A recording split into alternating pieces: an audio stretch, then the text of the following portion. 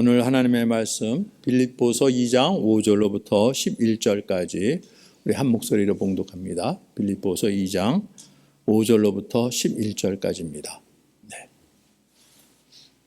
우리가 함께 봉독합니다.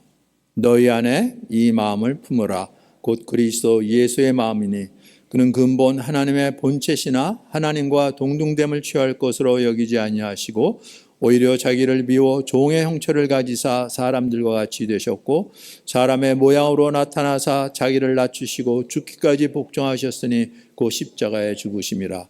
이러므로 하나님이 그를 지극히 높여 모든 이름 위에 뛰어난 이름을 주사 하늘에 있는 자들과 땅에 있는 자들과 땅 아래에 있는 자들로 모든 무릎을 예수의 이름에 꿇게 하시고 모든 입으로 예수 그리스도를 주라 시인하여 하나님 아버지께 영광을 돌리게 하셨느니라. 아멘. 아멘. 이 말씀은 우리가 종종 인용하는 말씀인데 우리가 설교 제목으로 본문을 택한 것은 정말 오랜만입니다. 이 빌립보 교회도 바울이 이 빌립보 교회가 지금으로 말하면 유럽에서 지금 바울 당시에는 마게도니아라고 그러죠. 처음으로 세워진 교회죠. 그렇죠? 성령의 인도함을 받아서 주로 이제 터키 지역, 소아시아 지역이었죠. 거기서 복음을 전했었는데 바울이 이제 그 터키 그 서북 쪽까지 올라갔다가 이제 동쪽으로 틀어서 복음을 전하려고 했는데 길이 자꾸 막히죠. 그래서 기도하던 가운데 그 들어오라 그랬는 그 지역에서 바다를 건너 서쪽에 마게도니아 쪽에서 누가 이리 와서 복음을 전하라는 그 환상을 보죠. 그래서 성령의 인도하심으로 알고 바울이 방향을 바꿔서 배를 타고 마게도니아로 건너가죠. 처음으로 건너간 거예요. 그래서 처음에 이른 곳이 바로 이 빌립보였죠. 네. 거기서 교회가 세워졌어요. 그렇죠? 그것도 어떤 귀신 들린 여종이 있었죠. 네. 그런데 이 귀신의 능력으로 점을 쳐주는 거예요. 그래서 그 여종의 주인이 수입을 잡았던 거죠. 그런데 바울이 귀신을 쫓아냈어요. 그러니까 이제 그 점치는 능력도 사라져 버렸죠. 예. 그러니까 이제 난리가 났죠. 예. 그 주인이 그냥 가만히 있지 못하고 이제 소란을 피워서 이 이상한 사람이 와갖고 지금 이 사회로 흐트러뜨린다 그러는 거죠. 그래서 체포돼 갖고 감옥에 갇혔어요. 근데 하나님께서 감옥에서 역사하셨죠. 그 땅이 흔들리고 옥문이 열리고 죄인들이 도망가고 그러는데 바울과 실라는 거기에 이제 남아 있었죠. 이 간수가 그 죄수들이 도망가고 자기가 문책당하니까 자결을 하려고 그랬는데 바울이 그걸 막았죠. 우리 여기 있다. 그러지 마라. 그 간수가 그 앞에 굴복이 됐죠. 그리고 예수를 영접했어요. 그 가족이 전부 다. 그래서 세워진 교회죠. 이 빌립보 교회가. 그런데 지금 이제 거꾸로가 아니라 이 빌립보 교회에게 편지를 쓸 때도 바울은 지금 로마에서 또 갇혀 있었을 때예요. 그렇죠? 직접 가지는 못하고 그 짧은 시간 동안에 복음을 전해서 세워진 교회인데 지금 우리는 한 장소에서 지금 몇십 년을 해도 안 되는데 그 잠깐 동안 머물러 있다가 떠나간 교회인데 얼마나 전할 말씀이 많겠습니까? 그런데 가보지 못하고 편지를 쓰는 거죠. 이 교회를 위해서 바울이 얼마나 기도하고 있고 그들을 기도 가운데 바라보면서 그들이 믿음 안에서 성장하는 것을 기쁨으로 바라보고 그런데 이 빌립보 교회도 다른 교회들처럼 환난이 있고 고난이 있고 또 내부적으로는 또 뭔가 또 다툼도 있고 그런 게 없는 데가 없죠, 사실은요. 그래서 이제 기도하면서 이 말씀을 전하는 거죠. 너희 안에 이 마음을 품어라. 예수의 마음이다. 그렇죠? 예. 다시 한번 그리스도가 어떠한 분이신지, 우리에게 주신 은혜가 뭔지를 다시 새겨주는 거예요. 예. 우리가 정말로 예수님을 주로 고백하고 영접했다면, 그러면 예수님의 영이 우리 안에 임하셨을 텐데, 그렇다면 그리스도 예수의 마음을 품는 것이 너무나 마땅한 거죠. 그렇죠? 예. 이분이 누구신지, 근본 하나님의 본체시라는 거죠. 이분의 본질은 하나님이세요. 그렇죠? 네. 우리가 뭐 하나님 아버지, 아들, 하나님의 영 나누지만 본질은 동일하신 분이시죠. 완전하신 분. 예. 하나님 본체예요. 하나님의 아들도. 근데 놀랍게도 이 하나님의 아들은 하나님과 동등됨을 취할 것으로 여기지 아니하셨다는 거죠. 완전하신 분이고 부족함이 없으신 분이에요. 전능하신 분이고 이분도 무소부재하신 분이시고 예. 그럼에도 불구하고 자기를 비우셨다고요. 이게 놀라운 일인 거죠. 완전하신 분이신데 오히려 자기를 비워. NIV에는 이렇게 됐어요. But made himself nothing. 아무것도 아닌 것으로 했다고요. 네. 세상 어떻게 그럴 수가 있습니까? 네. 부족함이 없으신 분인데, 완전하신 분이신데, 전능하신 분이신데도 불구하고 자기를 아무것도 아닌 것처럼. 네. 그리고 더군다나 종의 모습으로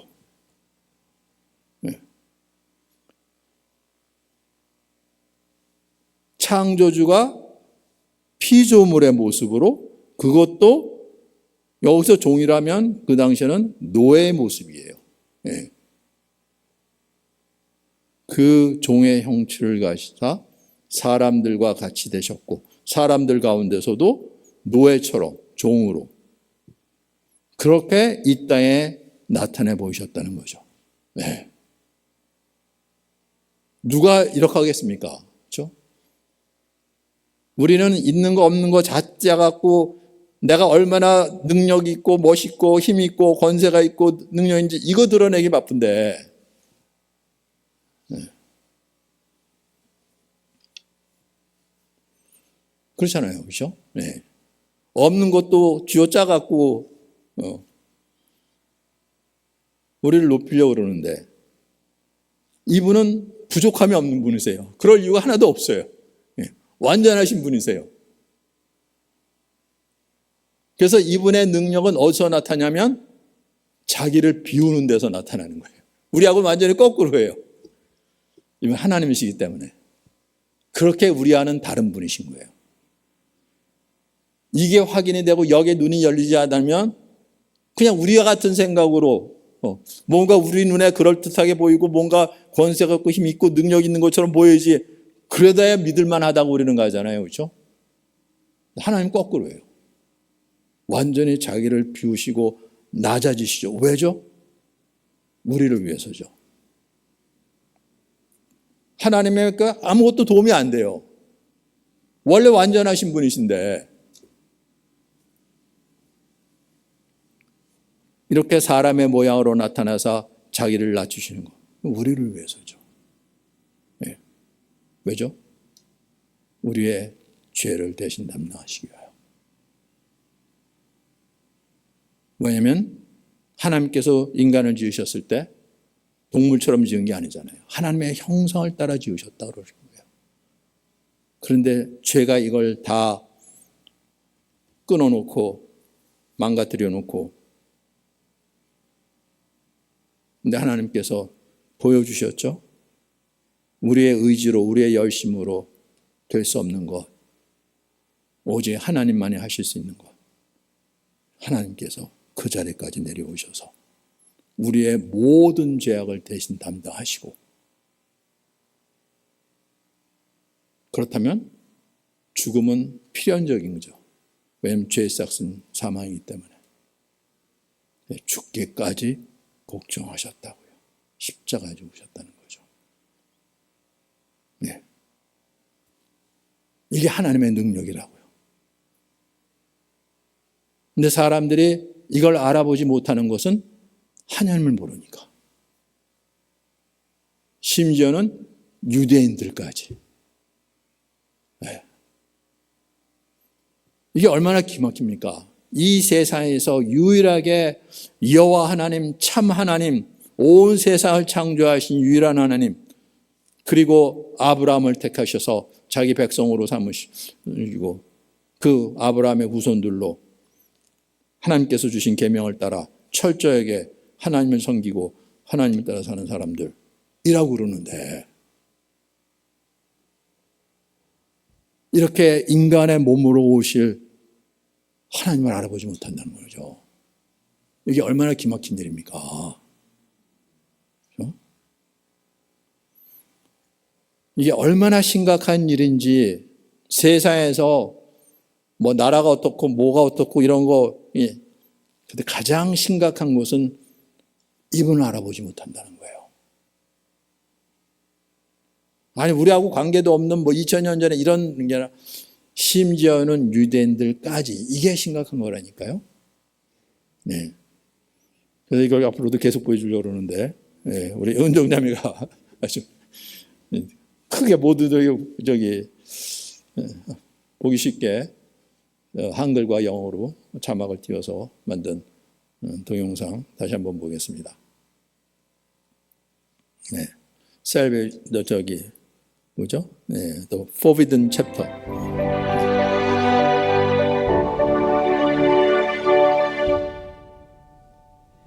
יש פרק אחד בתוך הספר הזה, שבעצם היו מקריאים אותו בבתי הכנסת בעבר, ואז הרבנים החליטו להוציא את זה מההפטרה. היום זה נחשב הפרק האסור. האם שמעת על זה עוד פעם? לא שמעתי על זה. האם את רוצה לראות מה נסתר בפרק הזה? יש לך את זה? יש לי פה בתנ"ך. צריך לדעת כמה שיותר על זה, האמת היא. בעצם בגלל זה אנחנו עושים את התוכנית הזאת, כי רוב האנשים לא קראו את הפרק הזה בכלל, כי לא קוראים את זה עוד בבתי הכנסת. הפרק הוא ישעיהו נ"ג, נבואה מאוד חשובה על מי המשיח יהיה, ולמשך 1700 שנים, מאז שהוא כתב את זה, כמעט כל הרבנים וחז"ל האמינו שזה פרק שמדבר על המשיח.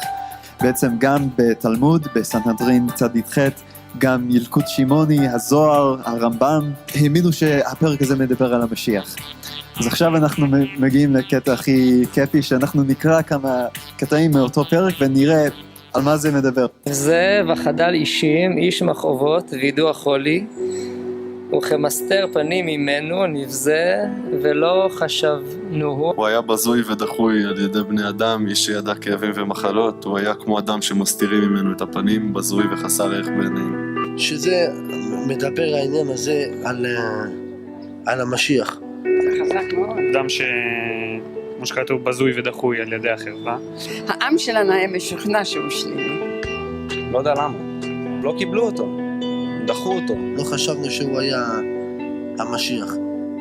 חולוינו הוא נסר מכאובנו סבלה. ואנחנו חשבנו הוא נגוע, מוכה אלוהים, מעונה. אכן, הוא נשא את המחלות שלנו, סבל את הכאבים שלנו, ואנחנו התייחסנו אליו כמו אל חולה במחלה קשה, שאלוהים גרם לו להיות מושפל ומעונה. הוא לקח את כל הכאב, את כל הסבל ואת כל המחלות עליו. ובכל זאת, דחו אותו. הוא עשה לנו טוב ובעצם נתנו לו רע בחזרה. הוא סובל בגללנו, בגלל כל בעצם העבירות שאנחנו עושים, אז הוא סובל את הכאב הזה. הוא נתן לנו מעצמו, הוא סבל בשבילנו, הוא לקח את המחלות שלנו, את כל החטאים שלנו. מעוצר וממשפט לוקח את דורו, מי ישוחח, כי נגזר מארץ חיים, מפשע עמי, נגע למו. ויתן את רשעים קברו, ואת עשיר במותיו, על לא חמס עשה ולא מרמה בפיו. בפסוק 12 כתוב, תחת אשר הערה למוות נפשו. מה התוצאה של הסבל שלו בסופו של דבר? הוא מת. הוא מת. הוא ימות. עם עשירים, איזה כיף. אני גם רוצה. אז קיצר ישימו אותו על דברים שהוא לא עשה, וקיבל על זה. מעניין. הוא מת, אבל לא מוות עם כבוד. קודם כל, האם זה משהו ששמעת על המשיח, שכל הדברים האלה אמורים לקרות לו? לא. אל תטעו, זה לא. יש גם את התיאור הזה, לא רק בפסוקים אלה, אבל גם בסחריה, בדניאל, במקומות אחרים, וגם הרבנים העתיקים הבינו שהמשיח אמור לסבול. והוא מחולל מפשענו, מדוכא מעוונותינו, מוסר שלומנו עליו, ובחבורתו נרפא לנו. כולנו כצאן טעינו, איש לדרכו פנינו, והשם הפגיע בו את עוון כולנו. אבל הוא נפצע בגלל הפשעים שלנו, בגלל החטאים שלנו, הוא הושפל, נענש כדי שלנו יהיה שלום, בזכות הפצע שלו נרפאנו. כולנו עבדנו כמו צאן, כל אחד מאיתנו פנה לדרכו, אבל אדוני הטיל עליו את האחריות על החטאים של כולנו. הבנתי, על פי הפסוקים כאילו הוא יספוג את החולי והרוע שלנו, וזה ירפא אותנו, והוא בעצם יהיה בן אדם שנענש, שהוא ייקח על עצמו את כל אוקיי. קח את כל העוונות שלנו, ואת כל המכאובים, ואת כל מה שעברנו. הוא לקח על עצמו את הכל. שכל החטאים וכל הדברים הרעים וכל העונש הכבד, אלוהים כאילו הכניס את זה באדם אחד. אז על כל אחד מאיתנו לשאול, האם יש בי חטא? האם אי פעם גנבת משהו? אפילו משהו קטן, או משהו להוריד משהו מהאינטרנט שלא שייך לך? מי לא? למשל, האם אי פעם שיקרת? כן.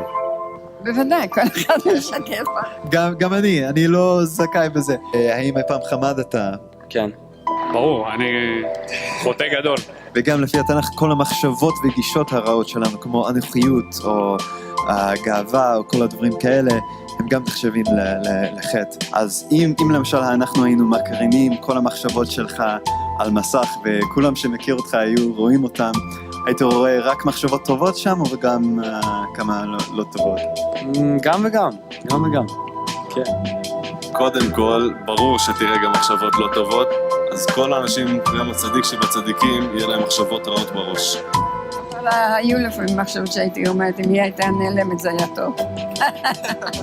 אלוהים הוא קדוש וטהור לגמרי, והוא לא יכול להיות בנוכחות של חטא. אז זה בעצם החטא שלנו מפריד אותנו ממנו, ומגיע לנו בסופו של דבר גם עונש. כתוב ביחזקאל 18 פסוק 4 שהעונש שמגיע לנו זה מוות. בסופו של דבר הפרדה מאלוהים לנצח. כי... לא הייתי רוצה. אז בסוף אתה חושב שאתה צריך סליחה וכפרה על החטאים שלך או לא? כן, 100%. גם אני, גם כולן בעצם, אין מישהו שלא. אבל יש גם חדשות טובות, כי אלוהים הוא לא רק שופט, הוא גם אבא שאוהב אותנו. ולכן הוא נתן בתורה את המערכת הקורבנות. הקורבן היה לוקח על עצמו את החטאים של אותו בן אדם. כתוב שהקורבנות יפסקו, ושבמקום הקורבנות שהיו, אלוהים ישלח בן אדם שיקרא המשיח. שיקח על עצמו את כל החטאים. בדיוק, וזה מה שקראנו עכשיו. אלוהים נתן לנו בתנ"ך תיאור מאוד ספציפית של מי המשיח יהיה כדי שנזהה אותו ולא נפספס אותו. וכמובן זה מאוד קריטי שנדע מי הוא הבן אדם הזה, כי בלעדיו אין לנו את הכפרה והסליחה כדי שהוא ייקח את החטאים שלנו. כתוב בדניאל פרק ט' שהוא חייב לבוא לפני חורבן בית המקדש השני. אז בעצם זה היה ב-70 לספירה. אז המשיח היה חייב לבוא לפני זה, לפי התנ"ך. כתוב גם במיכה ה' שהמשיח הזה ייוולד בבית לחם. וגם כתוב בישעיהו, מה שקראנו עכשיו, ישעיהו נ"ג, שהעם שלנו נדחה אותו בהתחלה, ושהוא יסבול וימות. וכתוב בפסוקים אחרי זה, אחרי שהוא ימות, הוא יקום לתחייה, ואז כתוב כשגויים רבים יקבלו אותו, והם יכירו את אלוהי ישראל בגללו. אז עכשיו, מהתיאורים הללו, מהתנ"ך, יש מישהו בהיסטוריה שהגשים את הדברים האלה? אני לא יודעת. לא, אני לא ידוע. לך ידוע? יש מישהו שהגשים את זה? לא שאני חושב, יכול להיות שיש, ותגיד לי עכשיו, אני אגיד, כן, אבל עכשיו לא עולה לי לראש. ישו. שמע, שוב אני חייב להזכיר שאני לא מאמין בזה בכלל, אבל לפי הסיפורים וכל מה ששמעתי, כן, זה מתאים לישוע. עשו ממנו איש קטן לאיש גדול, שהוא בעצם כן עשה מעשים טובים, והוציאו אותו בדיוק ההפך. תראה, אני מאמין שישוע, שבא לפני חורבן בית המקדש, שהוא הגשים את אלה בדיוק. הוא בא לפני 70 לספירה, הוא נולד בבית לחם, שהעם שלנו דחה אותו, הוא סבל ומת, אבל הוא קם לתחייה. היו 500 אנשים יהודים שראו אותו חי אחרי שהוא מת, והם כתבו עליו, וגם כמובן הגויים קיבלו אותו אפילו מיליארדים, והמשיח אמר, אני אקח את זה על עצמי, כל הסבל והעונש שהיה מגיע לכם, אני אקח את זה על עצמי. אבל כדי לקבל את זה, אנחנו חייבים לעשות מה שהיו עושים אז. מתוודים על החטאים, מצטערים עליהם, להתחייב לא לעשות אותם עוד, וגם להאמין ולהעביר את החטאים שלנו עליו. רק אם אנחנו נאמין באותו משיח ונקבל אותו, אז הוא יקבל את כל החטא שלנו על עצמו. לא נראה לי ששמעתי את הדברים האלה בגלל שהנושא מגיע לישו, כבר יש כזה מחסום, שלא רוצים אפילו לחשוב על זה, לא רוצים לפתוח את הראש, להיות, באמת, להביא לזה מחשבה קצת. אז לא יודע, מסתכלים עליו כאילו, כן, כמו שכתוב בפסוק הזה, שדחו אותו.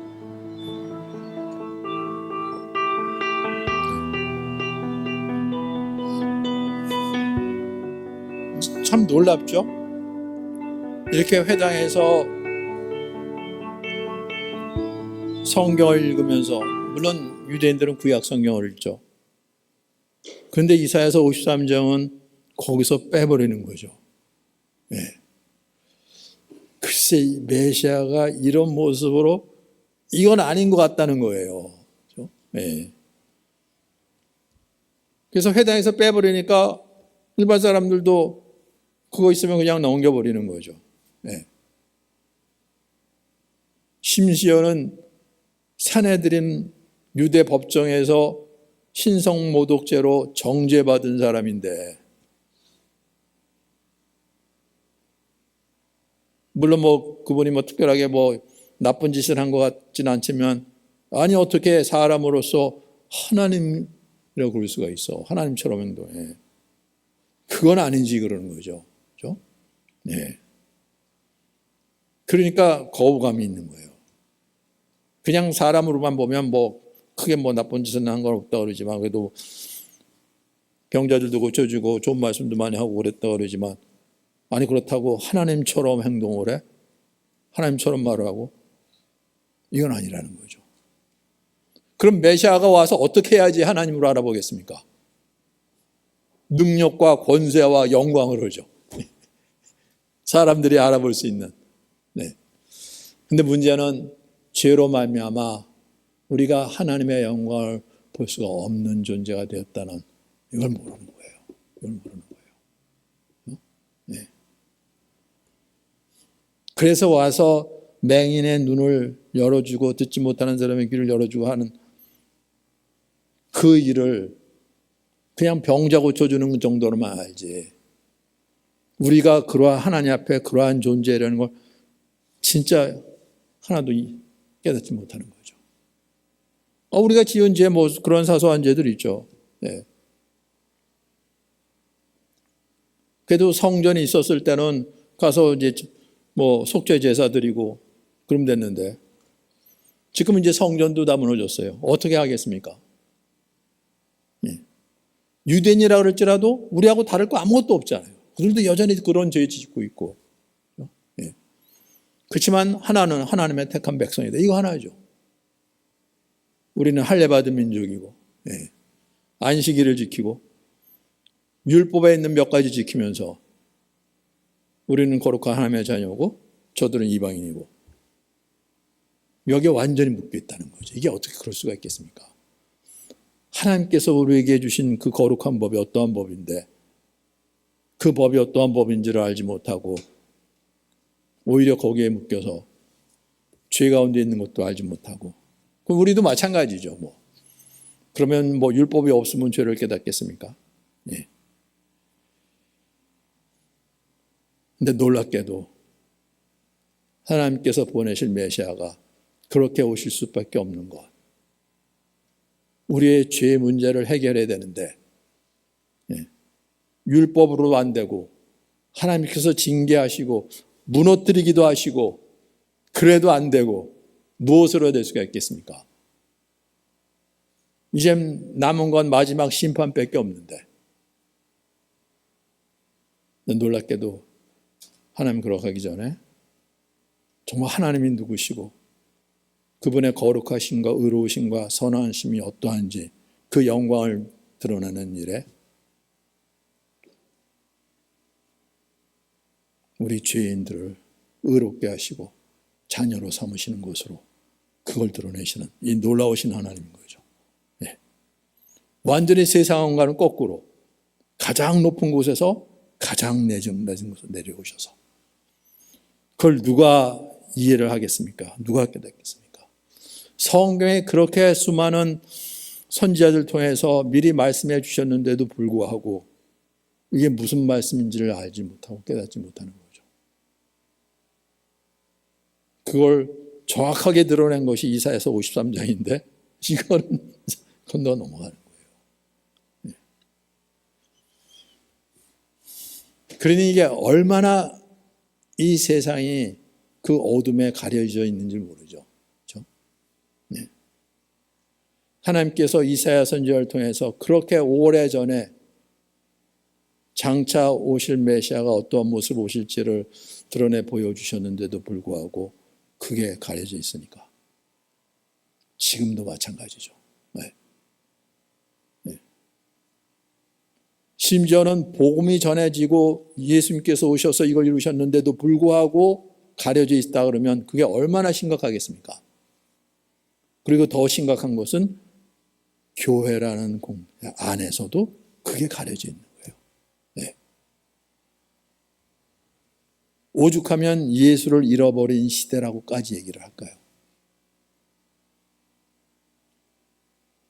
그 어둠의 권세가 교회까지도 덮어버려요. 어떻게 그럴 수가 있겠습니까? 네. 유대인들처럼인 거죠. 그렇죠? 그 삶에 익숙해서 뭐 이렇게 뭐 죄지 이렇게 가서 제사를 드리면 됐지 뭐 희생 제사 드리면 됐지. 아무것도 아닌 것처럼. 네. 그리고 붙잡고 있는 것은 우리는 하나님의 택함을 받은 백성이 이것만 붙잡고 있고 이방 죄인이고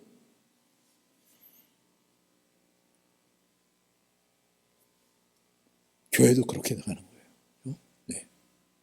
이게 얼마나 심각한지 몰라요, 사람들이. 붙잡고 있는 건 내가 교회를 얼마나 다녔는데, 내가 교회 봉사를 어떻게 했는데, 네. 그런 거 붙잡지. 그렇죠? 정말로 살아 역사하시는 예수님을 주님으로 영접해서 그분의 영이 나를 주장하시고 다스리시고 그래서 그분의 말씀을 따라 그분 인도하시는 그 길을 걷고 있는지 이건 뭐 누가 확인하겠습니까? 네.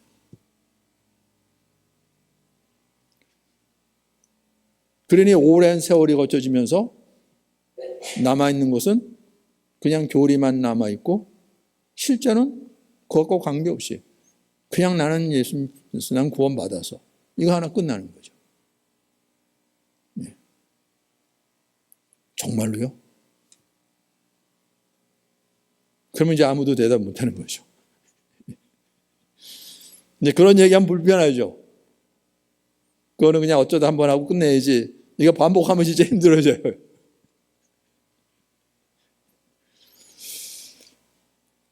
그래서 이 시대가 심각한 시대는 거예요. 그러니까 별의별 일들이 다 일어나죠.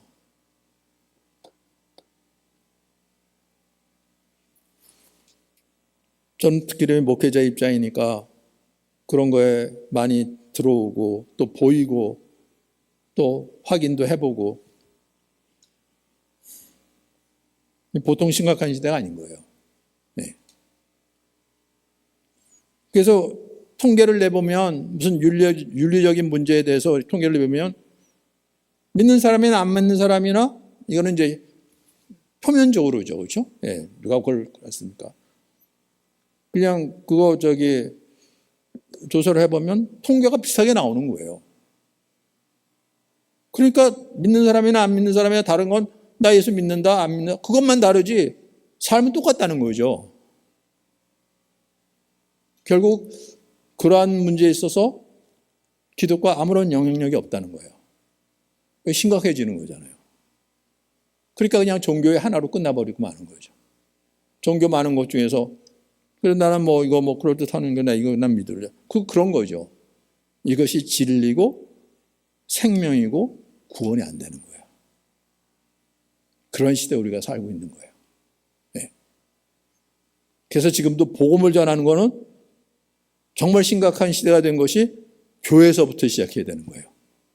교회 바깥이 문제가 아니라 교회에서부터예요. 저만 하는 것이 아니라 그래도 이런 것을 보고 확인하면 그렇게 얘기하시는 분들이 여기저기 있어요. 네.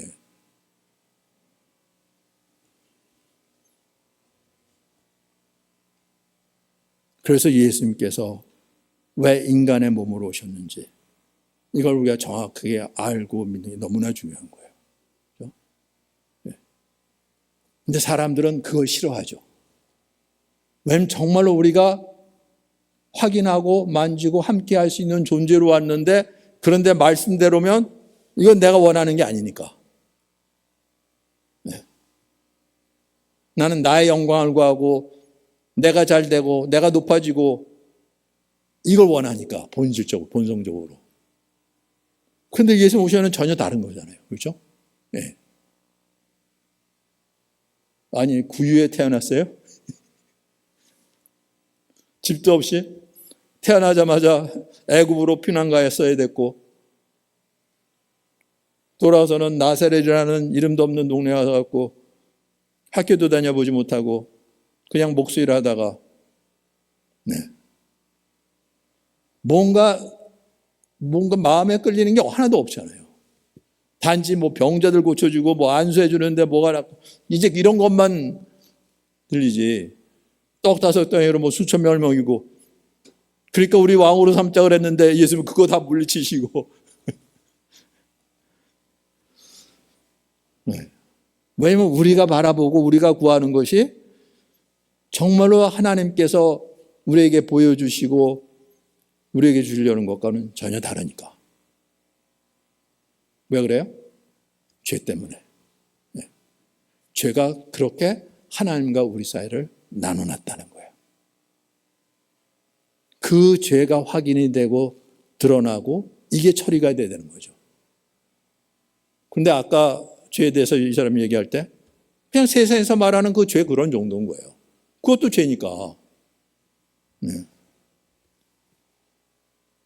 그런데 성경에서 말하는 죄는 그것보다 더 근본적인 죄. 왜? 하나님을 믿지 않는 죄죠.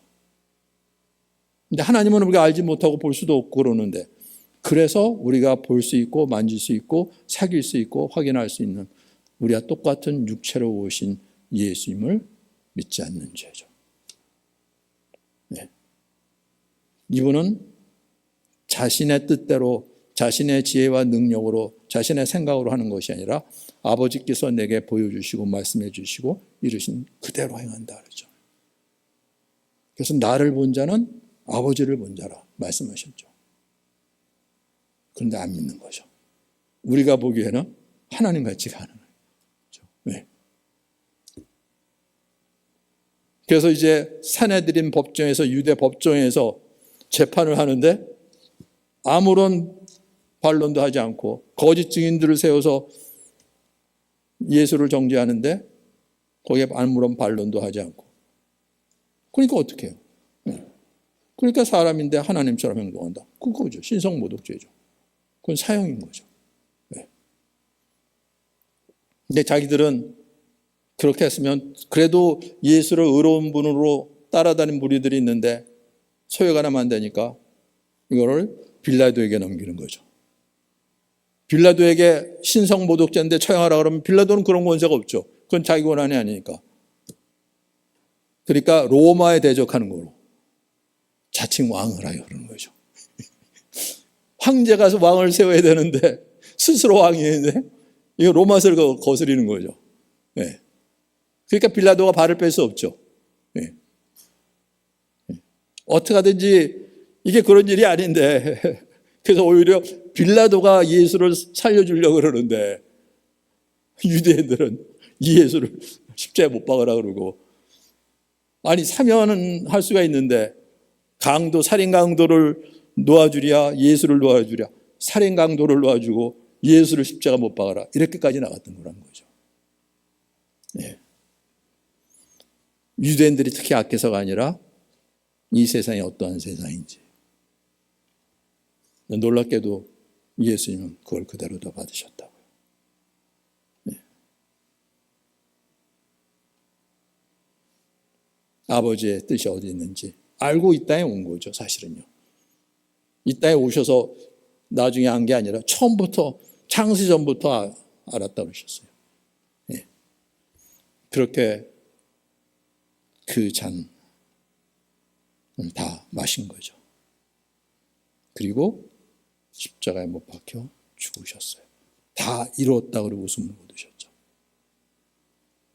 세상에서는 저러고 죽음으로 끝났구나. 근데 예수님은 본질이 하나님이세요. 본질이 부활인 거예요. 그렇죠? 네.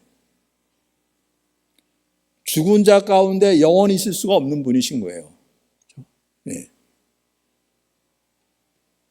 그 영광을 드러내는데 죽은 자 가운데 부활하셔서 그리고 제자들에게 확인시켜 주시는 거죠. 네. 제자들 처음에는 못 알아봤죠. 네. 말씀을 다 이루시고 부활하셔서 제자에게 나타나셔서 확인시켜 주시는데 못 알아보는 거죠. 그렇게 우리가 죄 가운데 어둠 속에 하나님과는 전혀 다른 세계에 살고 있는 것이 확인이 된 거죠. 이건 누구도 예외가 없어요. 네. 왜냐하면 가장 잘 알고 예수를 그리스도고 하나님의 아들이라고 고백했던 제자들마저 못 알아봤으니까. 못 알아본 정도가 아니라 다 도망갔기도 했었잖아요. 그런데 확인시켜 주시고, 다른 제자들은 예수는 부활했다 그러지만 내가 직접 확인해 보지 않고 나 안 믿는다 그랬던 도마에게 나타나서 확인까지 시켜주시고,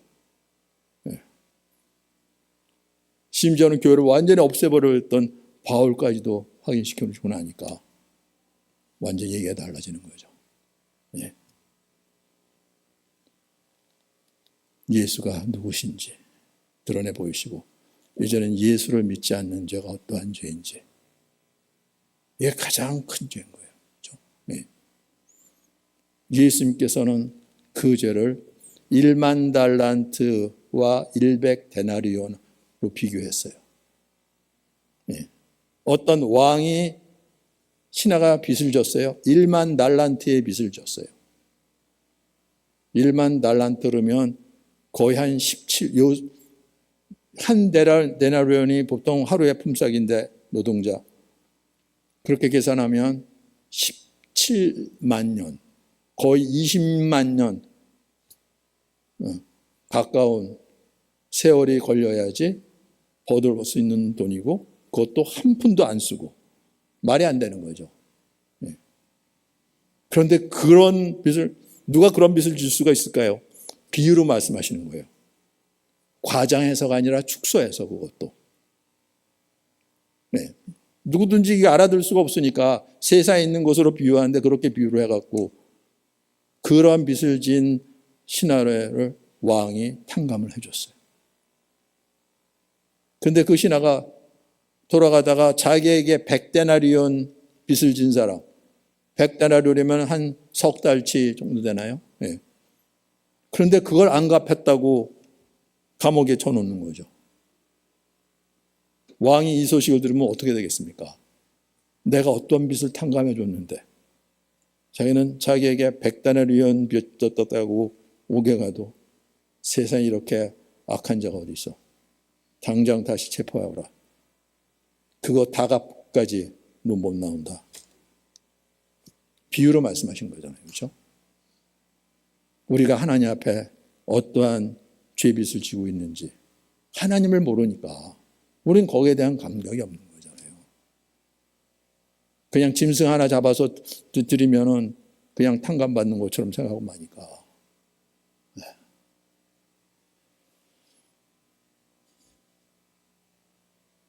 그래서 율법 아래서도 죄 문제가 해결되지 않은 거라는 거죠.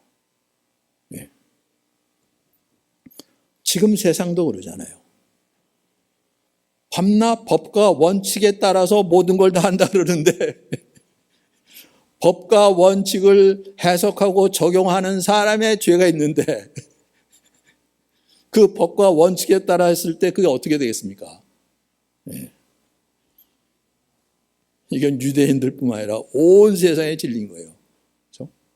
한국뿐만 아니라 미국도 그렇고 러시아도 그렇고 우크라이나도 그렇고 온 세상인 거예요. 그렇죠? 그런데 하나님께서 미리 말씀하신 대로 드디어 마지막 때 우리에게 타이르기도 하고 이렇게 하라고 그러기도 하고 제시도 하고 심지어는 징계도 좀 하시고 아니면 다 무너뜨리기도 하시고 그리고 다시 한번 해봐라 했는데도 될 수가 없는 거죠. 그래서 우리에게 더 이상 핑계가 될 수 없도록 하나님 이렇게 하셨으면 내가 잘 믿고 따랐을 텐데 천만에요. 네. 그 아들을 보내시는 것밖에 없는 거죠. 그렇죠? 그리고 새 사람들의 기대와는 전혀 달리 모세가 얼마나 놀라운 일을 했습니까? 하나님의 보냄을 받았다 그러는데 하나님은 보이지 않고 지팡이 하나 갖고 그 당시 완전히 세상과 같은 애굽의 왕 바로 앞에 서서 지팡이 하나 갖고 하나님이 이렇게 말씀하신다. 이스라엘 백성들을 내놓으라. 그렇지 않으면 이 땅을 하나님께서 이렇게 징계하시겠다. 바로가 듣겠습니까? 근데 놀랍게도 엄청난 재앙이 그 모세가 말한 대로 임하는 거예요. 그러니 바로 왕이 그 앞에 무릎 꿇는 거잖아요. 세상에. 이러한 구원자가 보다 같은 모세와 같은 구원자를 하나님께서 우리에게 보내시겠다고? 그걸 구하는 거거든요. 그 능력과 권세로 우리를 대적하는 나라를 굴복시키고 그 위에 우리나라가 서도록 이게 유대인들이 바로 봤던 거죠.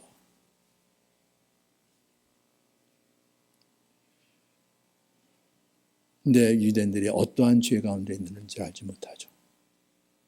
그래서 이스라엘의 광야 생활이 있잖아요. 그렇죠? 애굽에서 나왔어요. 드디어 우리는 자유다, 독립이다 그랬을 거 아니에요. 그렇죠? 네. 애굽에서 그렇게 노예로 그 온갖 짐을 짊어지고 겨우 목숨을 부지했었는데 이제는 애굽에서 해방됐어요. 진짜 자유잖아요. 그런데 정말 자유했나요? 아니었잖아요. 아니 하나님이 우리를 인도하시는데 어떻게 물도 없고 양식도 없고 길도 없는 곳으로 어떻게 이런 기수로 갈 수가 있어? 가만히 보니까 애굽이 낫던 게 아니야? 차라리 애굽이 더 낫다.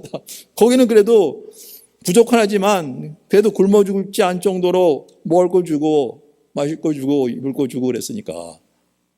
근데 여기는 대책이 없는 거잖아요. 그냥 허벌판인데 애굽으로 돌아가자 그랬잖아요. 네. 그렇다니까요. 네. 모세를 왕처럼 섬기고 모세를 따라 나왔는데 그래서 정말 그 종로로 탄 데서 해방된 줄 알았는데 삶은 더 엉망인 거죠. 어떻게 이럴 수가 있어요? 애굽으로 돌아가자. 모세만 하나님이 역사하냐? 네. 우리가 한 사람 세워갖고 돌아가자 그랬다는 거죠. 그런데 그게 무슨 말씀인지를 깨닫지를 못하는 거죠. 네. 결국은 그 아들을 보내셔서 구원을 이루시는데 더 기막힌 모습으로 아니 십자가 못 박혀 죽으십니까? 이게 이해가 안 되는 거예요. 그래도 조금 이해한 거 보면은 그래도 뭐 이렇게 고난받으면서 저렇게 희생양처럼 저런 거 글쎄 예수님인가? 저 이방인들은 예수라 그러는데 글쎄 신성모독대로 처형 죽은 사람인데 그럴 수가 없지. 가로막히는 거죠. 예.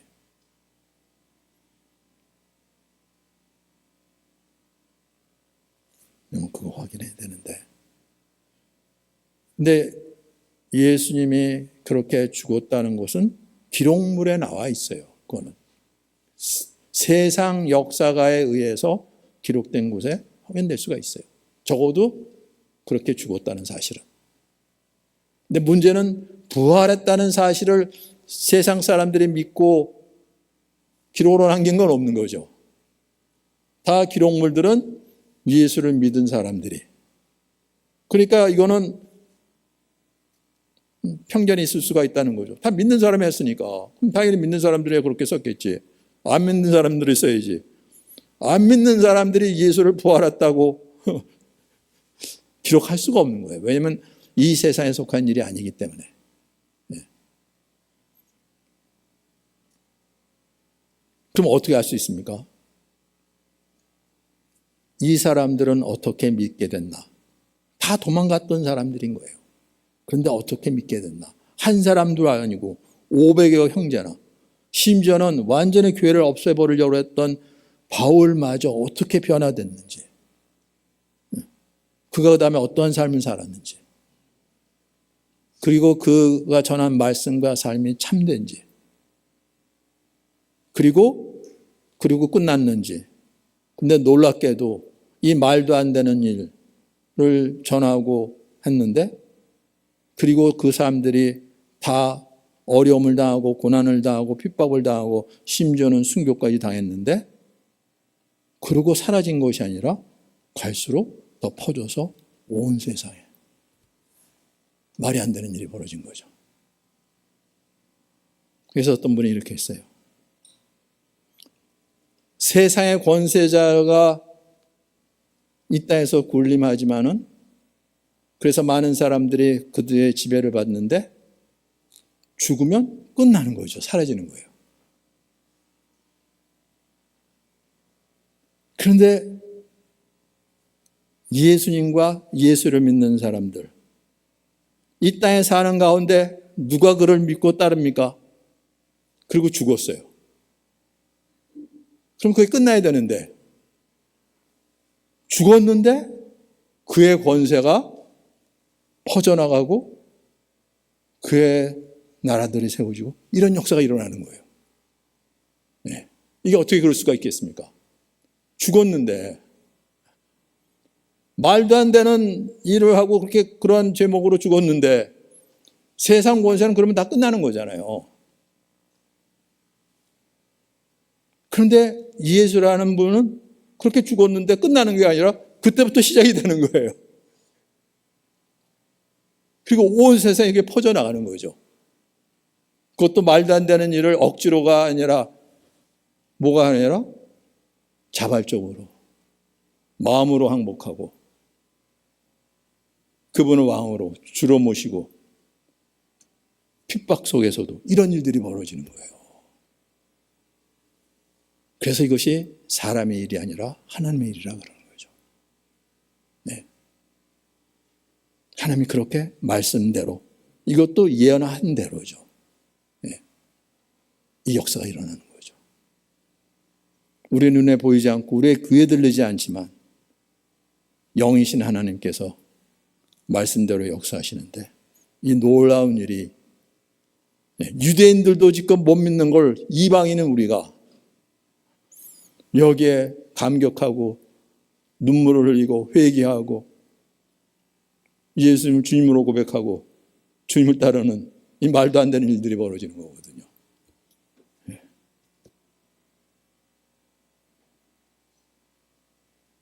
이게 하나님의 승부수였던 거예요.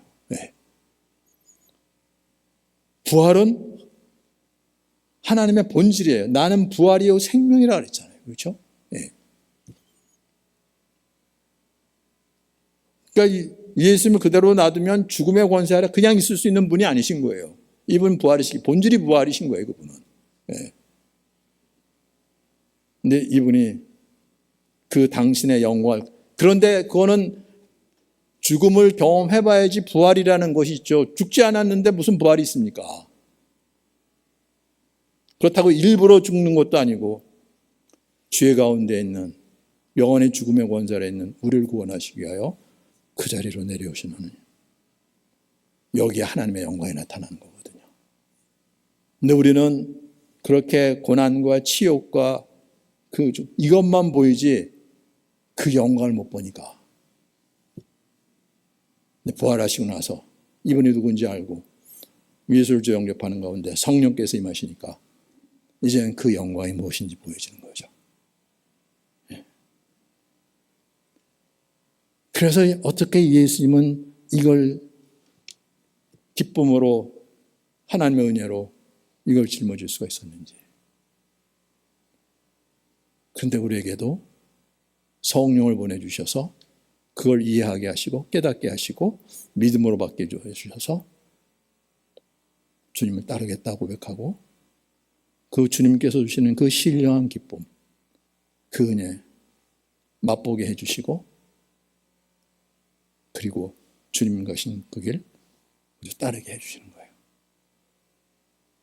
이게 하나님의 자녀들의 삶인 거죠. 예.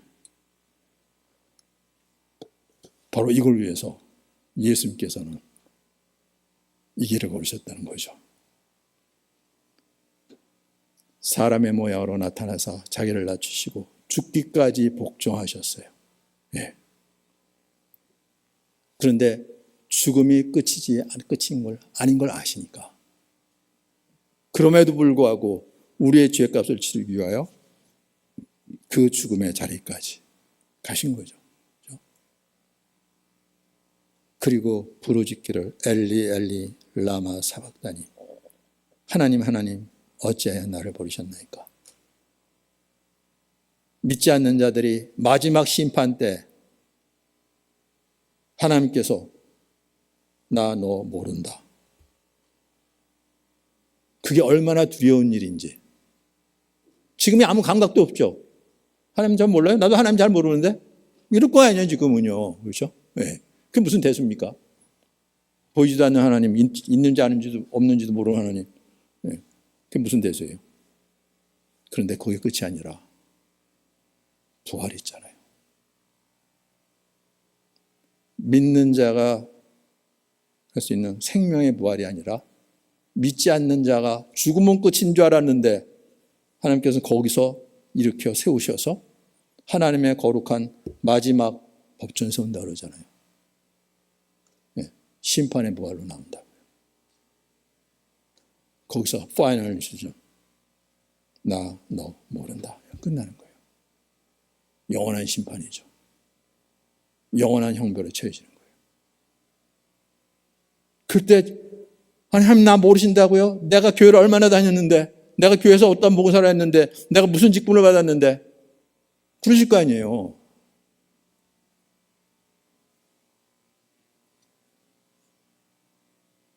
얼마나 심각한지요. 더군다나 예수를 잃어버린 시대라 그러는데 지금. 네. 감각이 없다니까요, 여기에 대해서. 네. 그러니 이런 말씀해도 여기도 감동이 없는 거죠. 그런가 보다 뭐 그런가? 그런 거죠. 네. 이게 어떠한 일인지, 어떠한 하나님의 지혜와 능력과 선하심과 긍휼과 사랑으로 우리에게 베풀어 주신 일인지 모르니까.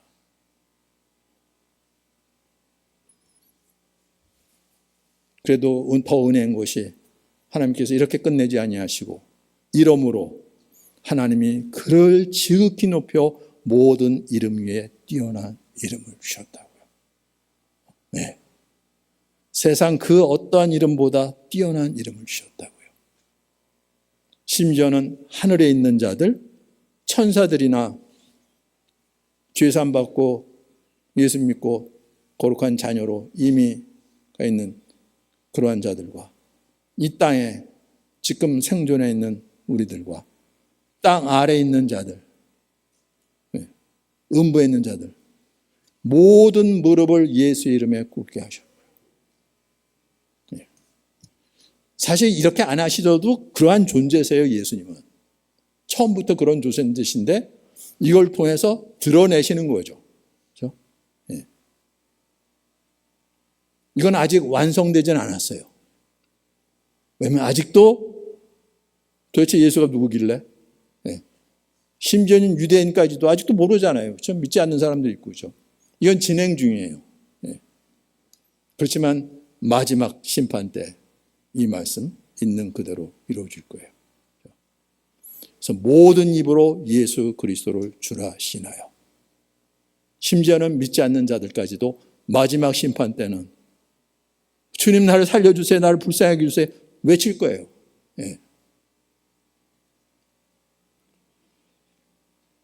하나님 아버지께 영광을 돌리게 하셨느니라. 하나님께서 얼마나 오래 참으시면서 인내하시면서 우리의 모든 죄악을 다 보시면서 그 아들을 십자가에 내주시면서까지 기다리시고 참으시고 우리가 돌아오기를 원하시고 그 모든 길을 열어주시고 이걸 이루신 하나님 아버지께 영광을 돌리게 하셨느니라. 보통 고백이 아닌 거죠. 예수를 이단의 괴선으로 취급하고 교회를 완전히 없애려고 벌려했던 바울의 고백인 거죠. 그것도 예수 믿는 일로 로마 감옥에 있으면서 이런 고백을 하는 거죠. 세상에. 그리고 뭐라 그럽니까? 우리 빌립보서 2장 12절 말씀 같이 읽겠습니다. 빌립보서 2장 12절 말씀. 그러므로 나의 사랑하는 자들아 너희가 나 있을 때뿐 아니라 더욱 지금 나 없을 때에도 항상 복종하여 두렵고 떨림으로 너의 구원을 이루라.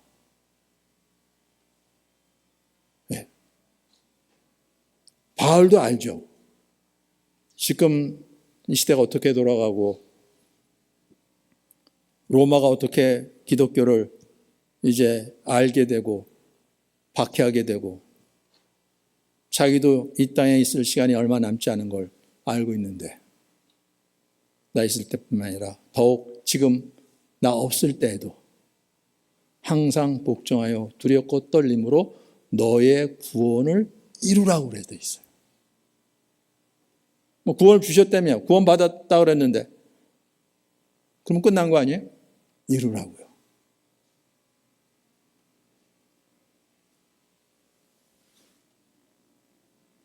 우리의 구원을 위해서 그 아들을 내어주셨어요. 믿음으로 받았어요. 그렇으면 구원받은 자로서 그 주님의 거룩한 생명을 받은 자로서 그분께서 이 땅에서 걸으셨던 그 길을 따라가는 거잖아요. 그러냐는 거죠.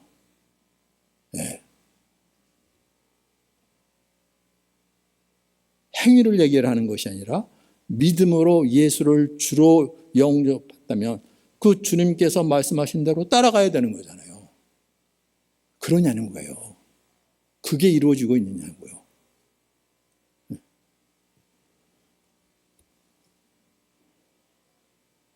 하나님은 어떤 분이신데요? 너희 안에서 행하시는 이는 하나님이시니 자기의 기쁘신 뜻을 위하여 너희에게 소원을 두고 행하게 하신다고요. 정말 우리가 죄를 고백하고 예수 회개하고 예수를 주로 영접했다면 우리에게 보내주신 성령 하나님이 있잖아요.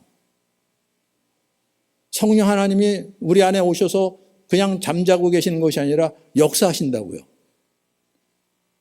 자기의 기쁜 뜻을 위하여 우리에게 소원을 두고 주님을 알아가고 닮아가는 일, 이걸 우리의 소원이 되게 하셔서 행하게 하신다는 거죠.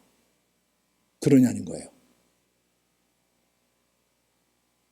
그게 아니면 우리 안에 성령께서 안 계신 거죠. 그럼 나의 고백이 하나님께서 받지 않으신 거죠. 왜 하나님 우리 중심을 보시니까 그러냐는 거예요. 그렇죠? 예.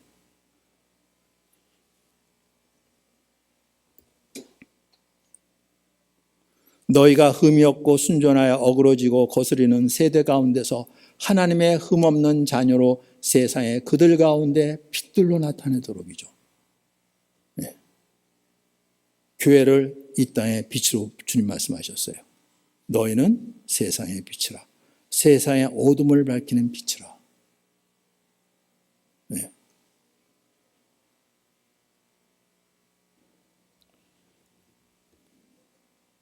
바울이 이걸 위해서 기뻐한다 그러는 거죠. 만일 너의 믿음의 재물과 섬김 위에 내가 나를 전제로 드릴지라도 나는 기뻐하고 너희 무리와 함께 기뻐하리니 이와 같이 너희도 기뻐하고 나와 함께 기뻐하라. 이 주님을 따르는 일, 이게 고난 같고 늘 십자가 같고 어떻게 이럴 수 있어요? 이거 아닌 것 같다 그러는데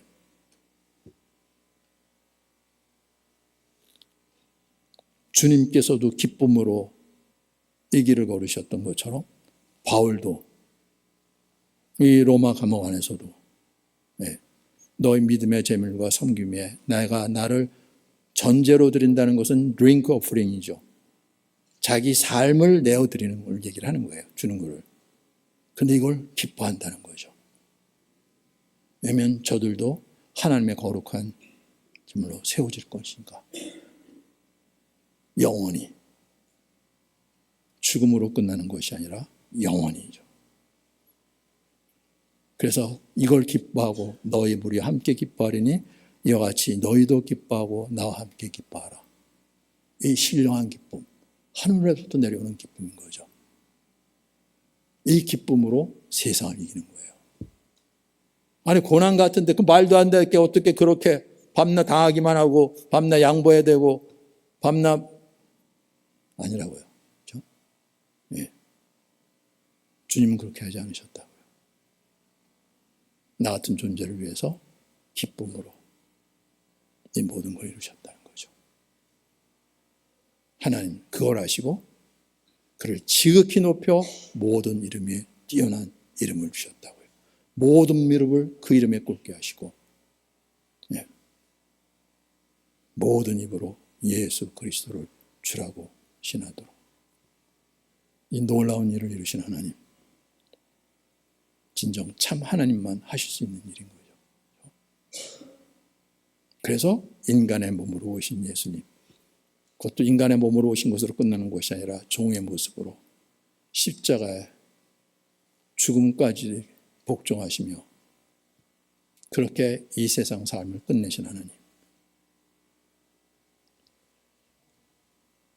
하나님께서 그를 어떻게 높이셨는지 그 영광을 드러내셨는지 예수님께서 그 영광을 우리에게도 주셨다고 말씀하시고 우리도 예수 믿는 그 자리에 함께 있어서 그 영광이 어떠한 영광인지 보게 해달라고 기도하셨고 교회는 그 기도가 이루어져서 세워진 공동체인 거예요.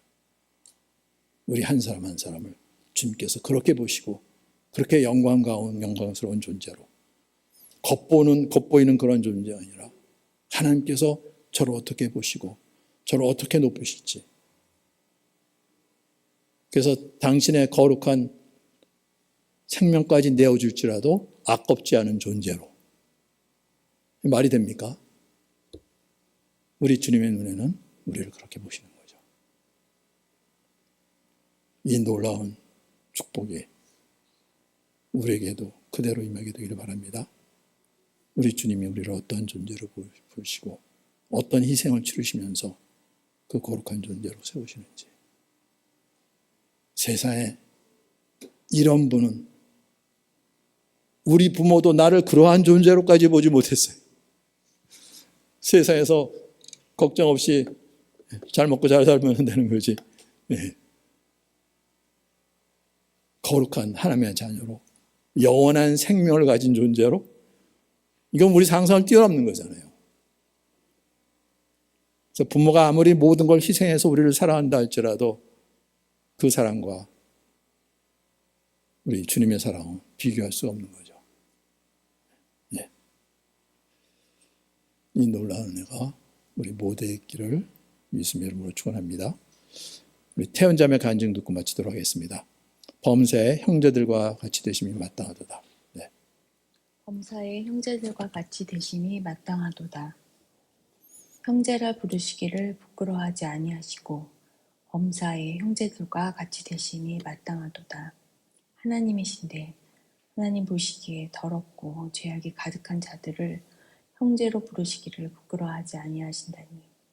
내 죄를 생각하면 어떻게 거룩하신 그분이 그렇게 말씀하실까 하는 생각이 든다.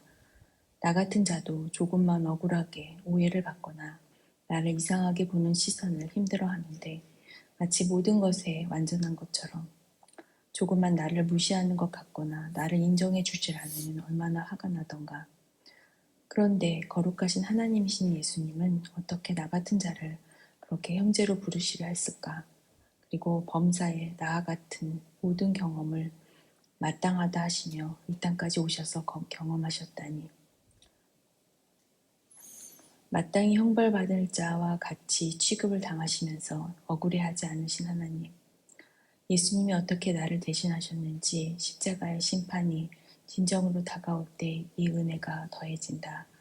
내가 어떤 죄인인지 보여주시니 그 심판을 어떻게 예수님께서 담당하셨는지 알게 되는 하나님의 사랑이기에 유대인들에게 가려진 이사야 53장 말씀처럼 모든 죄인들에게 가려져 있던 예수 그리스도, 그분이 이루신 이 구원을 가리기 위해 그 사랑을, 그 말도 안 되는 은혜를 어리석은 일로 바꾸고 꺼리끼는 것으로 바꾼다. 오래전에 이 예수님의 십자가의 대속을 전할 때 한 자매는 너무 부담스럽다고 하는 것을 듣고 놀란 적이 있다. 내가 부탁도 안 했는데 왜 그렇게까지 하고 나에게 믿으라 하는지 이해할 수 없다고. 자신은 스스로 담당하고 싶다고. 그렇게 창조주의 하나님의 사랑은 이해할 수 없다. 그럼에도 그렇게 저렇게 다 하나님 되어 생각하는 우리를 다 아시면서 이루신 구원이기에. 그런데 수요예배 때 겟세마네 동산에서 기도하시던 예수님의 말씀을 다시 듣는데 참으로 은혜가 되었다. 모든 것을 나를 대신하여 담당하셨다는 것에 대해는 알았지만 마지막 심판의 자리에서 내가 부르짖을 그 기도도 예수님이 하셨다니. 내가 마땅히 심판받을 자리에서 마지막까지 구해야 할 기도, 알지도 못하는 하나님의 심판, 믿지도 않는 마지막의 때를 오직 아시는 분은 하나님이시기에 모두가 그 자리에 가는 것을 나의 마지막도 아시는 분이 오직 하나님이시기에 이 모든 것이 마땅하다며 나 같은 죄인을 대신하시니 이 사랑을 어떻게 이해할 수 있을까? 그저 받을 수밖에 없는 아버지의 사랑이다. 항상 기뻐하라, 쉬지 말고 기도하라, 범사에 감사하라. 정말 주님이 그러하셨구나. 먼저 십자가도 기쁨으로 참으셨고 쉬지 않고 기도하시며 나를 대신하여 구하여 주셨고 모든 것에 감사함으로 아버지의 뜻을 믿으셨다.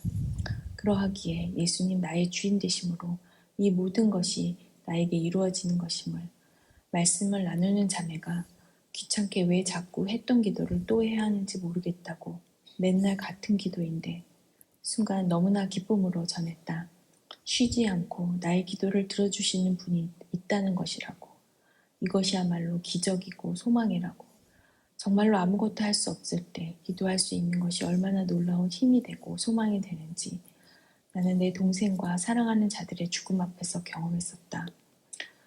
그리고 수없이 많은 어려움에서 오직 이것이 나를 세워주셨기에 아무도 함께할 수 없는 어려움과 아픔에 나의 주는, 나의 하나님은 함께 하시고 함께 아파하시고 같은 고통을 겪으신다. 주님 알고 계시며 듣고 계심을 믿게 하시니 얼마나 감사한가. 다시 한번 어떤 마음으로 주님께서 기도를 듣고 계신지 얼마나 그 마음의 기쁨으로 사랑하는 자들의 기도를 듣고 구하시는지 그 마음이 전해진다. 다 알고 있다고 두려워 말라 하시며 내가 죽음과 사단의 권세를 깨고 다시 살아났다고 그러니 이제 죽기를 두려워 말고 영원한 것을 바라보라 하시는 것. 이 사랑이 이 어지럽고 혼돈한 이 세상의 유일한 소망이며 이 세상을 다 아시는 아버지의 진정한 승부수이다. 그러하기에 정말 끝까지 주님을 바라보는 것이다 하신다. 이 세상의 마지막 나의 기도까지 미리 다 구하여 주심으로 구원하신 이 완전한 구원과 사랑 앞에 오직 아멘으로 화답합니다.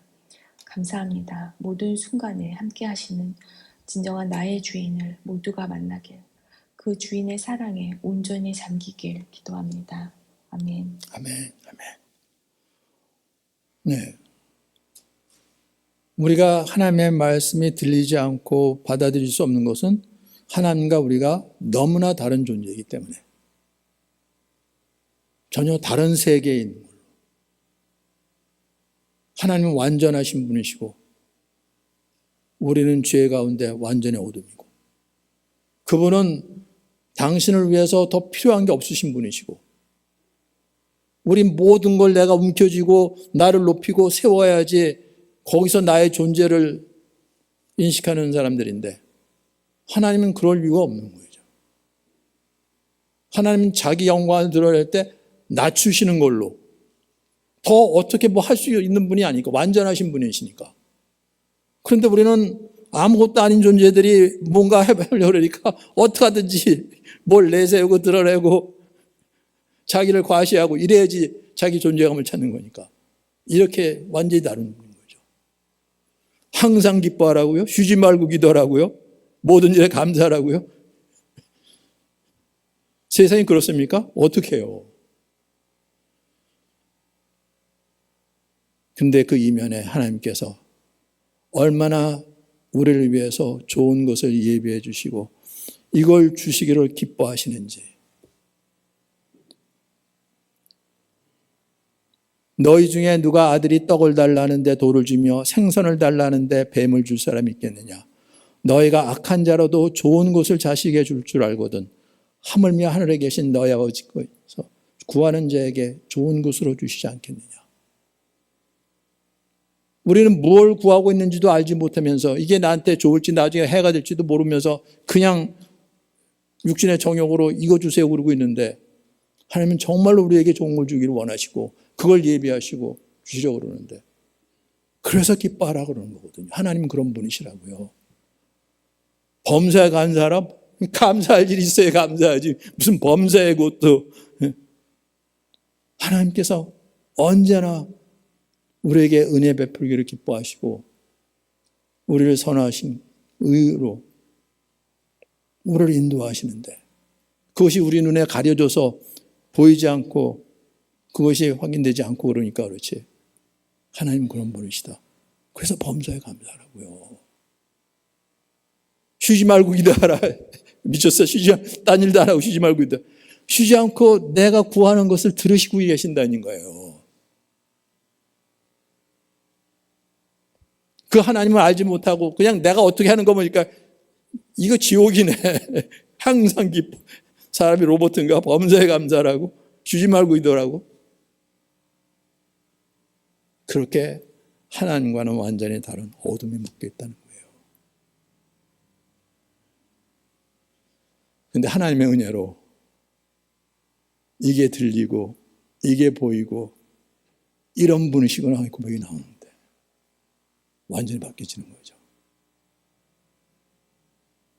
이런 분이 나의 하나님이요. 이런 분이 나의 구원자이시고 메시아야. 이런 분이 나의 중보자로 대제사장으로 당신의 거룩한 몸을 제물로 드려서 나의 죄 사함을 구하시고 하나님께 나가는 길을 당신의 몸을 찢어서 열어주시고 그래서 우리가 하나님 앞에 담대하게 설 수 있도록 이런 은혜가 어디 있습니까? 바로 이 은혜를 우리에게 베푸시려고요. 지금도 그렇게 오래 참으시면서 심지어는 없는 것처럼 그런데 우리가 돌아오기를 기다리실 뿐만 아니라 하나님 우편에서 그렇게 우리를 위해서 지금도 기도하고 계신다고 그러시죠. 이 주님께 눈이 열리고 귀가 열리고 우리 영혼이 깨어나는 은혜가 있게 되기를 예수님의 이름으로 축원합니다. 이것을 위해서 우리 주여 부르면서 같이 통성으로 기도하겠습니다.